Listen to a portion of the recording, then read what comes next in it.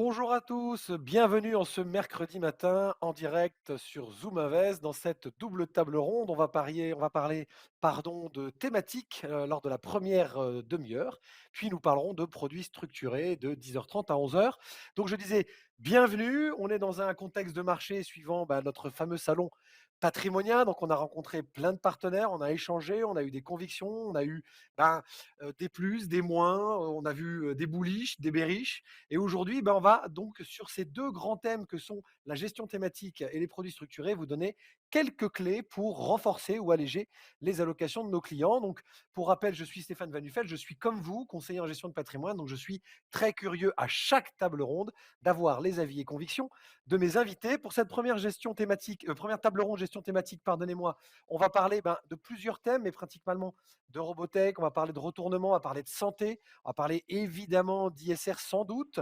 Je reçois pour cela Christophe Tapia, qui est associé gérant fondateur chez Sunny AM, Thibaut Prébet, qui est gérant chez Financière Arbevel, et Stéphane Lago, spécialiste action chez AXA IM. Messieurs, bonjour.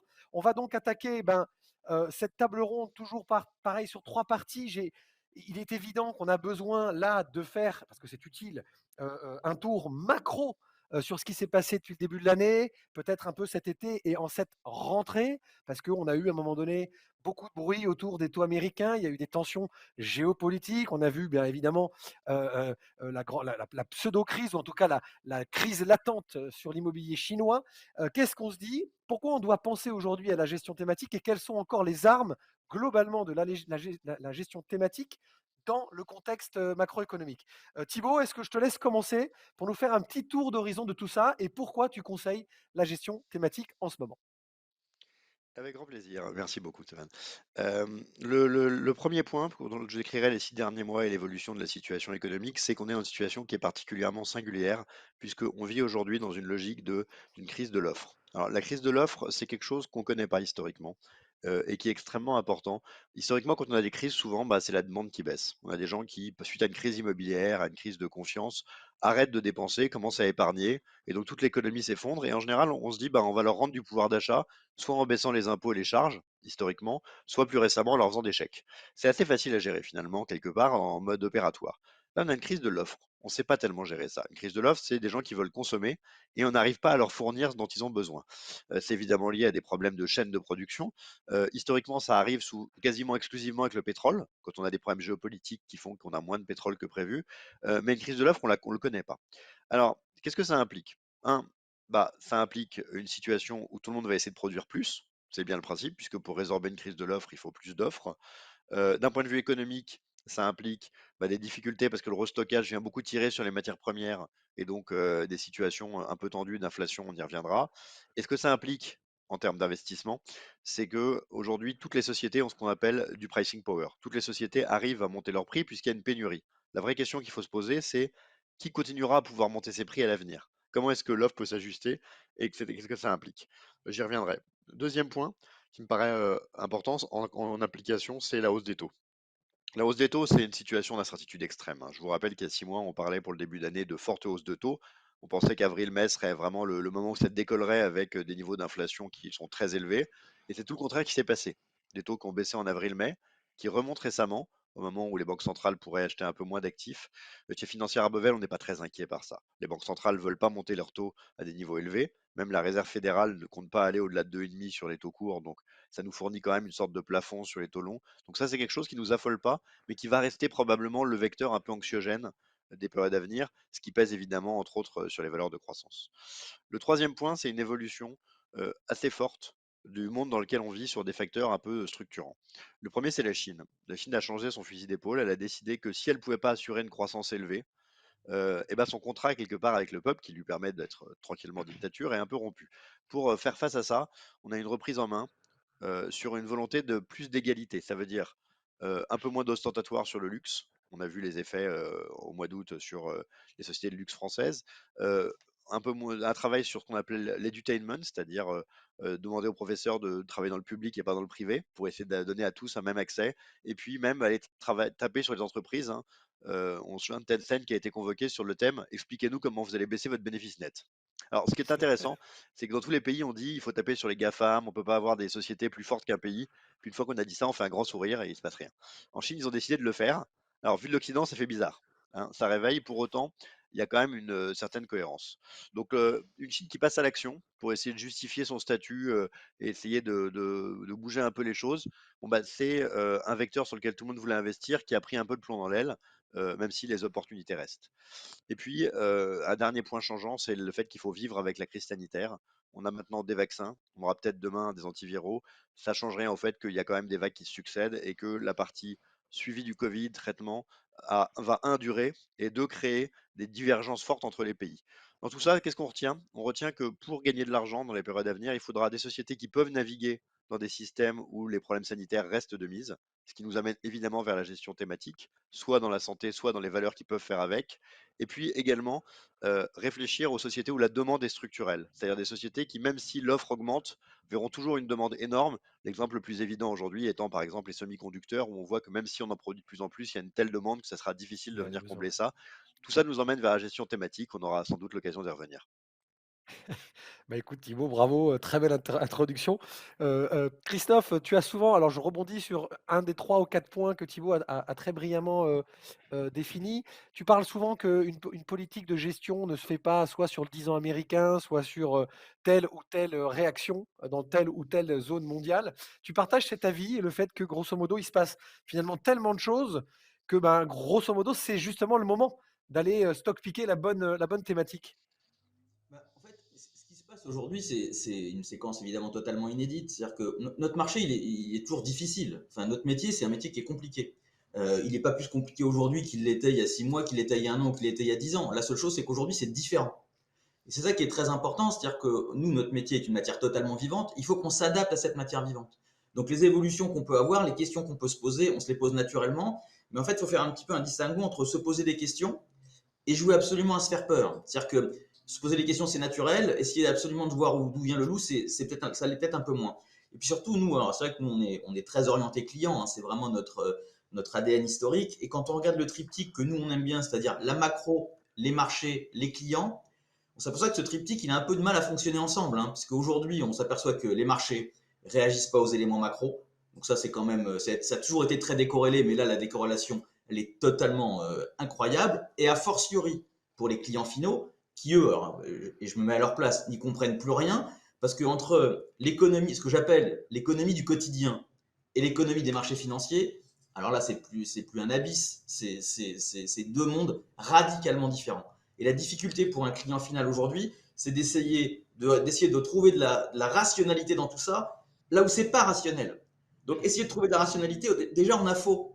C'est-à-dire que essayer de faire avec des choses qui sont que intuitives, on a faux. On l'a vu au pic de la crise sur plein de sujets, sur les taux, sur les crises les taux de défaut, sur les obligues. Enfin voilà, il y a eu plein d'éléments qui n'est pas rationnel. Et quand on travaille avec des éléments non rationnels, ça veut dire qu'il faut changer de cerveau, il faut en prendre un autre et essayer de finalement d'être le plus pragmatique possible. Et je crois que clairement aujourd'hui, et c'est vrai que la gestion thématique répond à un de ces éléments-là, je pense que clairement aujourd'hui, il y a une prime aux choses simples.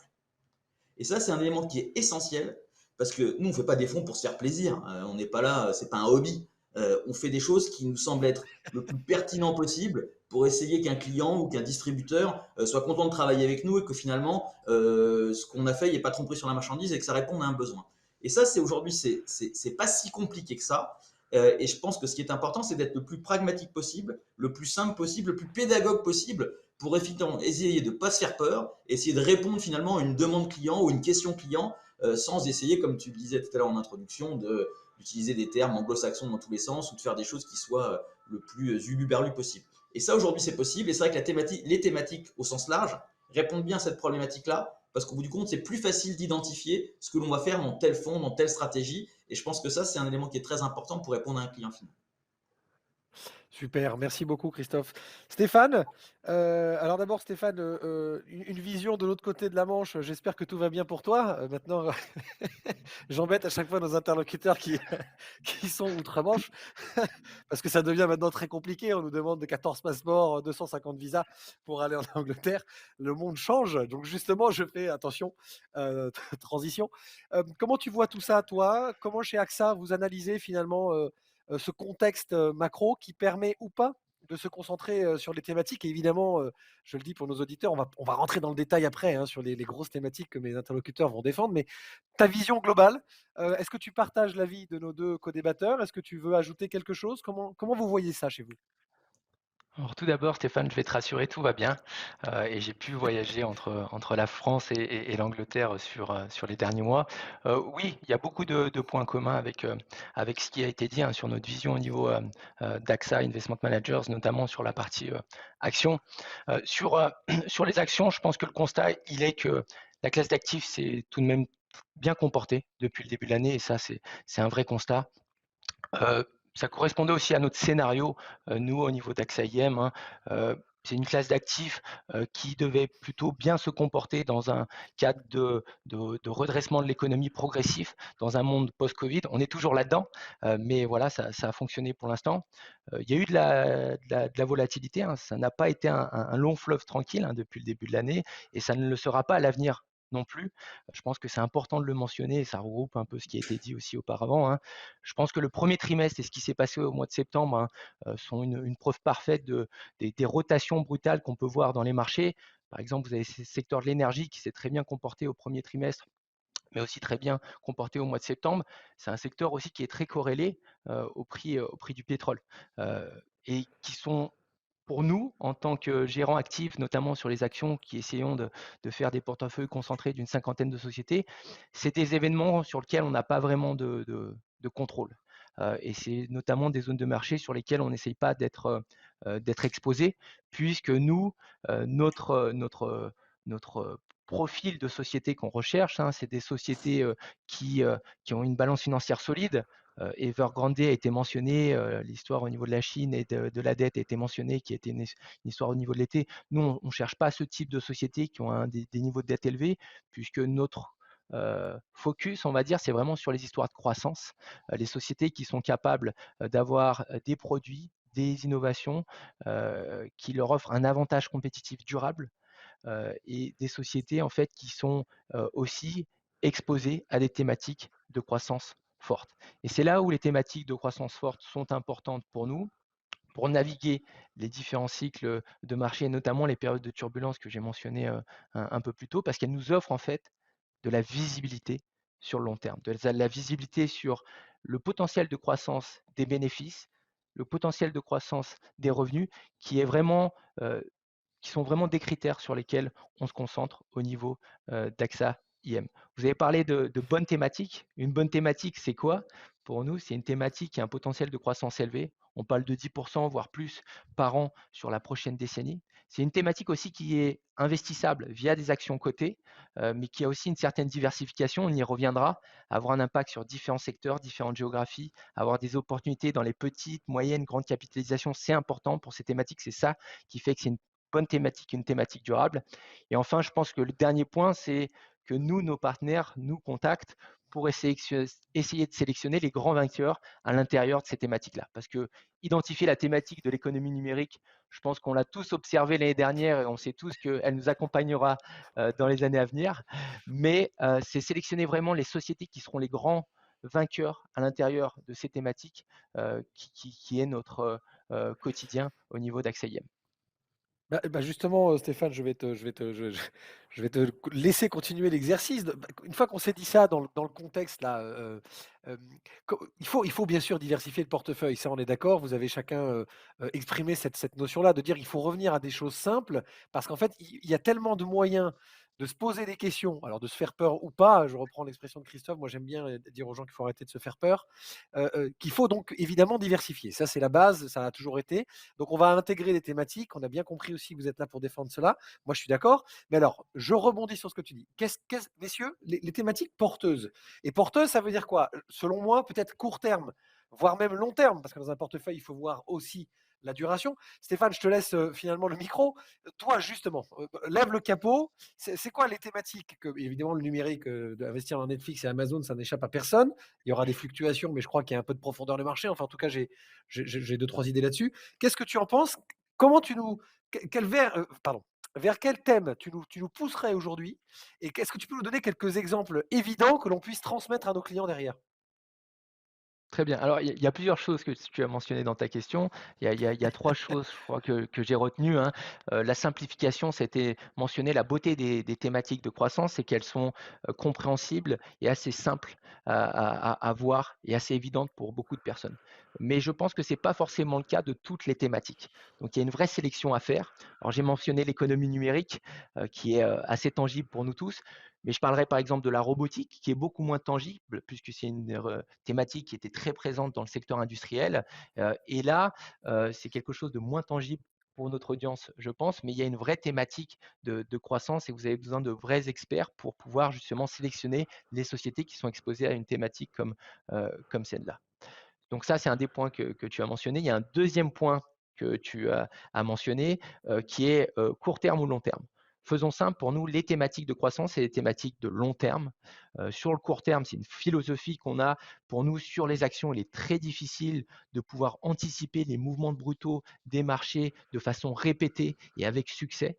Donc, on n'essaye pas de le faire. On se concentre sur des portefeuilles concentrés d'une cinquantaine de sociétés qui sont exposées à des thématiques de croissance de long terme.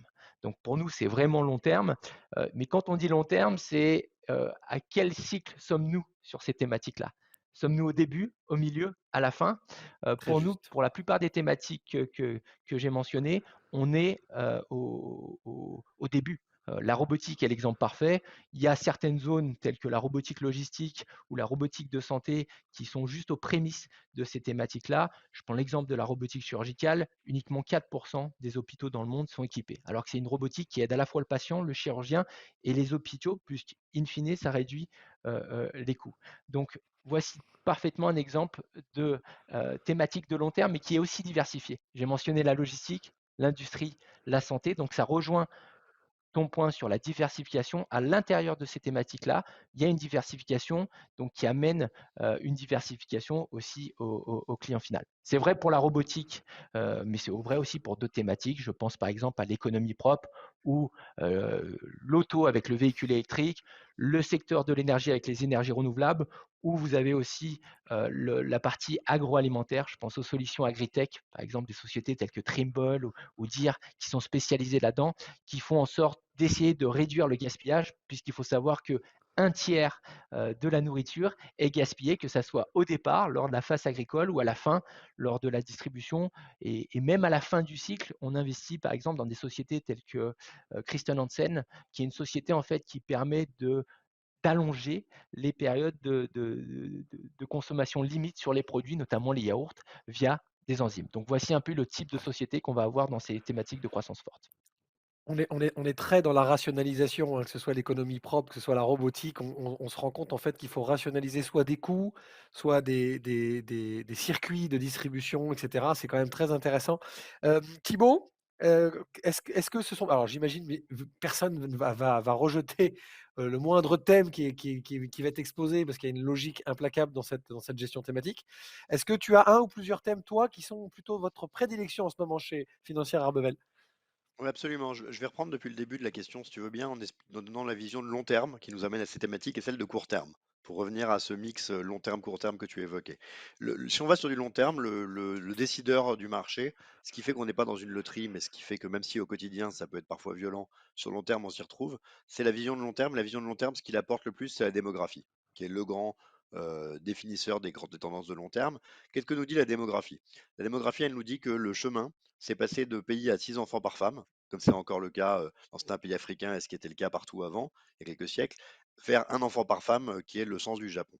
On n'a aucun pays qui a durablement su connaître une hausse de sa natalité. Tous les pays ont une baisse durable avec parfois des rebonds un peu de chat mort et qui s'affaissent. Dans ce cadre-là, dans tous les pays développés aujourd'hui, on est à moins de 2 enfants par femme. Ça veut dire que chaque génération est d'une taille plus faible que la précédente, mais l'amélioration de la condition de santé font que de plus en plus de générations vivent en même temps. Donc si on donne la grande image, c'est ça. De plus en plus de générations, de plus en plus petites, qui vivent ensemble. Une fois qu'on a dit ça, bah, qu'est-ce que ça nous pousse à voir? Ça nous pousse à voir que, un, il va falloir produire beaucoup plus avec beaucoup moins de main-d'œuvre.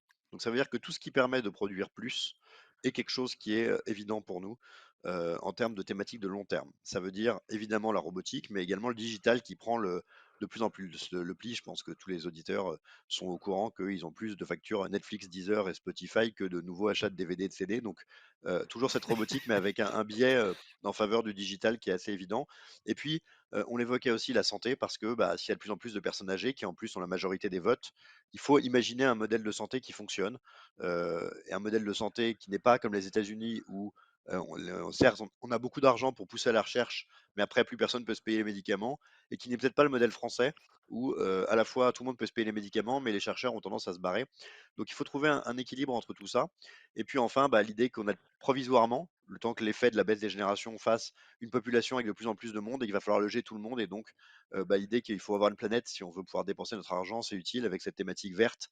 Donc pour revenir au sein de notre gamme opportunities, que ce soit la partie disruptive, la partie sustainable et la partie health, on a ces trois composantes verte, santé et disruption.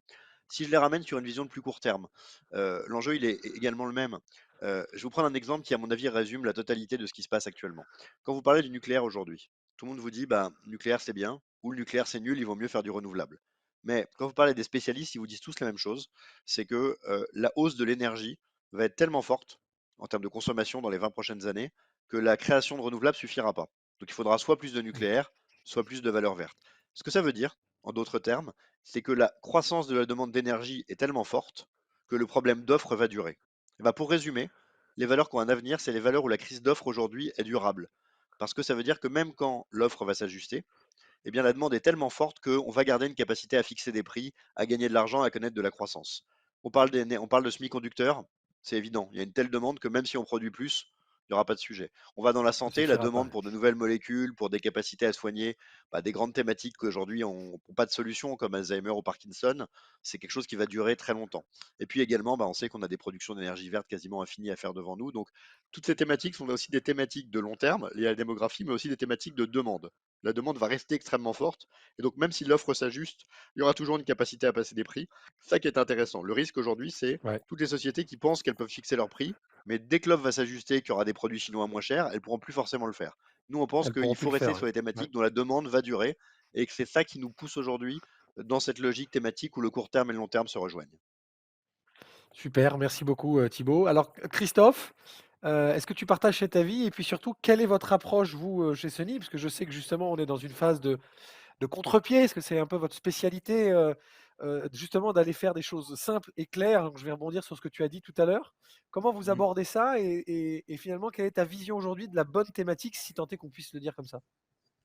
Alors, bon, comme d'habitude, c'est vrai que nous, alors, on cherche à faire des choses un petit peu différentes des autres, c'est-à-dire, alors pas pour être différent, mais évidemment, toutes les thématiques qui ont été évoquées, on partage, voilà, il n'y a pas de débat sur ces sujets-là, c'est d'une évidence absolue. Mais en fait, nous, ce qu'on a cherché à faire à un moment donné, c'est à trouver une thématique au-delà du court terme ou du long terme, qui était une thématique qui avait du sens, quelles que soient les conditions de marché. En fait, l'idée, c'était de se dire, on nous pose toujours la même question, est-ce que c'est le bon moment, est-ce que c'est le bon timing, est-ce qu'il faut y aller, est-ce que c'est pas trop cher, et ainsi de suite. Et donc, nous, on a essayé de réfléchir à une thématique finalement inhérente au marché financier, quelles que soient les conditions de marché. Et donc, la thématique qui nous a le plus, en tout cas, qui est une thématique un peu spécifique, c'est qu'on s'est dit, nous, ce qui nous intéresse, c'est toutes les sociétés qui, à un moment donné dans leur existence, sont en phase de retournement. En fait, en se disant, c'est totalement inhérent au marché financier, quelles que soient les conditions de marché, il y a toujours des boîtes qui doivent se réinventer, qui doivent se restructurer, qui doivent retravailler leur business model pour mille raisons. Un nouveau concurrent, une nouvelle problématique pays, une pandémie. On n'y avait pas pensé quand on avait lancé le fonds, mais pour le coup, c'est un élément totalement intéressant. Et ces éléments-là, qui soient à la fois endogènes, c'est-à-dire propres à l'entreprise, ou exogènes, propres au marché, c'est un vivier pour nous en termes de recherche et en termes de recherche d'idées qui est absolument extraordinaire. Et surtout, on voulait s'exonérer à la fois d'effets de mode sur certaines thématiques, comme on a pu le connaître à certains moments, de conditions de marché ou de thématiques qui peuvent être à des niveaux de prix qui ne nous semblent pas cohérents. En disant finalement, on va analyser des boîtes pour ce qu'elles sont et essayer de trouver, à un moment donné, dans notre univers qui est relativement large, des small et des mid-cap plutôt françaises, quelles sont les boîtes qui doivent se réinventer à un moment donné. Et c'est en tout cas un terreau qui est relativement riche et qui parle à beaucoup de gens et sur lequel finalement on arrive à trouver beaucoup d'idées en disant finalement qu'est-ce qui a fait qu'à un moment donné une boîte doit se réinventer. Alors des exemples, il y en a plein, hein, on va en citer tout à l'heure, mais globalement ce qui est important c'est finalement quels sont les indices qui font que telle boîte doit réinventer son business model. Alors des fois ça marche, mais des fois ça marche pas aussi, hein. C'est-à-dire que c'est pas tout le temps une martingale, hein. C'est-à-dire que quelles que soient les Évidemment. thématiques qu'on va utiliser ou la manière dont on va travailler, il y a parfois où ça fonctionne pas. Et je donnerai des exemples aussi Oui. tout à l'heure où ça marche pas. Parce que réinventer son business model, c'est pas donné à tout le monde. Et le faire fonctionner de nouveau ou faire pivoter son modèle, c'est pas donné à tout le monde non plus. Mais ce qui est intéressant dans cette thématique, c'est que finalement, elle est très globale, elle n'est pas sectorielle, elle n'est pas pays. Et donc, globalement, ça permet aussi de déjouer certains effets de mode et d'avoir quelque chose qui soit sur la durée relativement longue et sur lequel finalement on a toujours quelque chose à raconter et on a toujours des idées de boîte qui ne sont pas forcément les mêmes, qui ne sont pas forcément de la même taille, qui ne sont pas forcément du même pays, qui ne sont pas forcément sur le même métier. Au bout du compte, ça fait une richesse et une diversification, parce que c'était aussi une des idées tout à l'heure, qui fait que globalement, on n'est pas à un moment donné coincé s'il se passe quelque chose sur le marché qui soit un peu violent sur une thématique, sur un pays ou sur quelque chose comme ça. Ce ne sont pas forcément les entreprises qui vont mal, ce sont des entreprises qui doivent se réinventer, hein, qu'on se mette bien d'accord, Christophe. Oui, oui, absolument. C'est pas forcément des entreprises qui vont mal, mais ce qui nous intéresse quand même, c'est qu'à un moment donné, quand il s'est passé un choc quelque part, parce que un Ouais, ouais, il problème faut se entre réinventer, actionnaires, parce que une mauvaise acquisition, parce qu'un problème de rentabilité, je parce comprends. qu'une croissance mal contrôlée, voilà, ça c'est la vie des entreprises in fine, c'est notre métier au quotidien. Mais finalement, Évidemment. parfois il y a des indices, par exemple une augmentation de capital, c'est un excellent indice de dire tiens, une boîte qui décide de faire une augmentation de capital, c'est qu'elle va chercher quelque part à un moment donné à restructurer quelque chose. Alors, est-ce que ce sera une restructuration opérationnelle, une restructuration financière Voilà, on verra. Mais au bout du compte, c'est tout ça qui nous intéresse. C'est chaque petit indice qui va nous dire ah, cette boîte-là, elle doit se réinventer d'une manière ou d'une autre à un moment donné. Bah, justement, alors comme messieurs, vous savez que j'aime bien finir parce que voilà, bah, on s'est dit, hein, il est déjà 26, hein, donc le temps est passé hyper vite. J'aime bien moi avoir des informations précises parce que, alors sur plusieurs fonds, rentrer un peu plus dans le détail. L'idée c'est qu'on ressort de cette table ronde maintenant avec l'envie, ben, de se rapprocher de vos équipes sales pour rentrer, plus dans le détail de vos gestions. Mais, Christophe, justement, je te laisse, continuer dans ce que tu disais, dans ce fonds, par exemple. Est-ce que tu peux nous donner deux, trois exemples concrets de ce que vous faites? De ce que vous allez faire, et de ce qu'on recherche finalement à la fois comme, niveau de risque, niveau de rendement, si on investit avec toi? Ok, alors nous, le fonds dont on va parler s'appelle Sony Recovery. C'est un fonds qui est relativement récent, qu'on a lancé au mois de décembre de l'année dernière. Je vais donner un exemple pour illustrer, hein, parce que ça évitera comme ça de rentrer dans toute une litanie de chiffres. Une boîte qui est en totale restructuration aujourd'hui, depuis 2019, c'est une boîte que la plupart des auditeurs connaissent, s'appelle Showroom Privé. Donc c'est un acteur sur Internet, une solderie sur Internet, avec un leader omnipotent qui est vente privée. Showroom privé, la situation en 2019, elle est catastrophique. C'est-à-dire que recul des ventes de l'ordre de 8%, une perte opérationnelle de 70 millions d'euros, ils ferment des magasins, une masse salariale qui n'est pas du tout adaptée au modèle, des coûts logistiques qui sont ultra élevés et une intégration d'un compétiteur qui n'a pas fonctionné. Donc globalement, la situation, elle est moche. Voilà. Mais finalement, nous, quand c'est moche, ça nous intéresse. Alors, on va creuser. Voilà. Et qu'est-ce qu'on regarde? Finalement, on se dit finalement, quels vont être les nouveaux éléments stratégiques qui vont permettre à cette boîte, ou pas d'ailleurs, de finalement revenir sur le devant de la scène et de restructurer son business. Ils ont fait trois choses. Ils ont fait une restructuration stratégique, une restructuration opérationnelle en basculant 2-3 modèles en termes de stockage pour réduire tout un tas de coûts, et une restructuration financière à la fois avec un PGE et un allongement de la maturité de leur durée de leur dette. Au bout du compte, tout ça, ça nous semblait relativement cohérent avec un management qu'on connaît ultra bien, parce qu'évidemment, la recovery ou le retournement, c'est plus facile sur des boîtes de plus petite taille, sur lesquelles on a un accès au management et sur lesquelles on peut avoir une connaissance Évidemment. intime des sociétés. Résultat des courses, un an et demi après, changement total d'univers, un EBITDA record qui est passé de moins 31 millions en 2019 à plus 42 millions. Donc là, c'est typiquement du vrai retournement. Là, typiquement, Ouais. ça a bien fonctionné. Un résultat net qui était négatif, donc je disais tout à l'heure, moins 70 millions en 2019, qui passe à 13 millions en 2020, un free cash flow de 31 millions. Enfin bref, tout va beaucoup mieux. On a acheté ce titre autour de 1 euro, ça vaut 2,60 € aujourd'hui, mais la restructuration, elle est toujours en cours. Ce n'est pas un titre qu'on a sorti de nos portefeuilles, mais ça, c'est un bon exemple de restructuration et c'est un bon exemple de ce qu'on trouve à l'intérieur de Sony Recovery. À l'inverse, il y a des trucs qu'on ne trouve pas dedans, mais qui n'ont pas marché. Europcar, par exemple, ils ont essayé de se restructurer 1000 fois, mais avant l'OPA de Volkswagen, ça n'a pas fonctionné. Donc, ce Ça n'est a pas pas une marché, ouais. martingale, Ouais. mais au bout du compte, quand on connaît bien les boîtes et qu'on arrive à bien les identifier, globalement, les leviers, ils sont très forts et ça permet d'avoir des niveaux de performance qui sont très bons sur la foulée. Donc, globalement, sur Super. Recovery, voilà, c'était base 100 quand on l'a lancé. Le fonds est à 125 aujourd'hui, pas besoin de faire de grands calculs mathématiques. Voilà, ça a très bien marché. C'est une thématique surtout qui nous semble être globalement assez structurante et sur lequel on a souvent de la génération d'idées qui est longue. Donc, globalement, Super. Non, non, mais voilà, beaucoup. Voilà. c'est bien d'avoir fait un exemple, Christophe, parce que ça nous permet de mieux appréhender, finalement cette façon d'aborder les choses. Stéphane, 1 minute, 2 minutes, tu veux nous parler d'un, 2 fonds, plusieurs? Heu, c'est comme, me demander de choisir parmi, mes enfants, donc c'est pas Oh, évident. je n'oserais pas, J'aurais je pu me permettrai j'a pas. j'aurais pu, parler de nos stratégies Robotech ou nos stratégies, clean economy, mais je pense que je vais me concentrer sur, la stratégie, digital economy qui est article 8 et qui a un label, ISR, le label français. Ouais, C'est une stratégie, comme vous avez pu le comprendre, qui est vraiment orientée sur l'économie numérique. C'est un portefeuille concentré d'une cinquantaine de sociétés, gestion longue, long terme. On est encore au début de cette thématique-là. Je pense que c'est important de le mentionner, même si on a vu une accélération l'année dernière. Le taux de pénétration, par exemple, du e-commerce reste très faible dans beaucoup de pays, même dans les pays leaders tels que la Chine, les États-Unis, le potentiel est encore là. Il y a vraiment un potentiel de croissance important au niveau de la prochaine décennie. Et la structure du fonds est typique, hein, pour nous. On se concentre sur 4 sous-thèmes. Un sous-thème sur le marketing digital, où vous allez avoir les médias sociaux connus, mais aussi des sociétés plus spécialisées. Je vais mentionner une société telle que HubSpot, qui est spécialisée dans l'accompagnement sur le digital marketing, comment être visible sur les médias sociaux, par exemple. ouais. Vous allez avoir aussi sur le e-commerce des acteurs connus tels que Amazon, mais d'autres acteurs moins connus tels que Etsy, une plateforme e-commerce qui donne accès aux artisans, à une audience globale pour pouvoir vendre leurs produits vintage ou faits à la main. Et puis, vous avez aussi d'autres zones de marché telles que la cybersécurité ou la partie livraison. Je pense notamment à des sociétés telles que Darktrace sur la cybersécurité, une société anglaise, pour une fois, ce n'est pas une société américaine, ou une société telle que Prologis ou encore Goodman sur la partie euh, centre logistique, gestion de centre logistique, puisque ça fait partie aussi de l'économie digitale. Il ne faut Bien pas évidemment. penser à l'économie digitale juste sur la partie technologie, c'est aussi d'autres secteurs, la consommation, le service des communications ou aussi l'immobilier côté. Merci Stéphane. Thibaut, pour finir? Super, avec plaisir. Bon, je vais rentrer dans le détail sur un fonds et pas du tout dans le détail sur un autre. Celui sur lequel je ne veux pas rentrer sur le détail, c'est notre fonds santé. Parce qu'on pourrait citer des valeurs, mais vous vous sentirez obligé de les acheter à titre perso et ça reste des secteurs assez risqués dans lesquels la granularité est la source de la performance.